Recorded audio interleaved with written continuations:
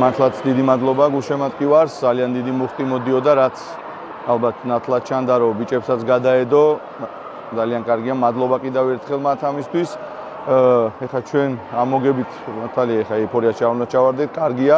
შემდეგი თამაშისთვის დიდი мотиваცია მივიღეთ, 6 ქულა გვაქვს.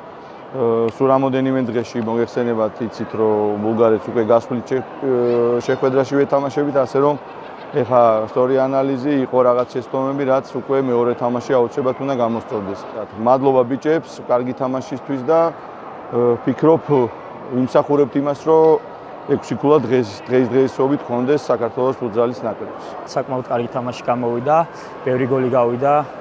ასე თქვათ, ერთმანეთზე ლამაზი გოლები გამოვიდა საერთო ჯამში და კარგი იყო, ვისურვებდი უფრო მეტი ხალხი მოვიდეს, დაინტერესდეს ამ სპორტით, საკმაოდ სანახაობრივია და კიდევ ერთხელ ულოცავ ყველას ამ გამარჯვებას. ძალიან ემოციურია, ყოველთვის ნაკრებში თამაში და ძალიან სასიხარულოა.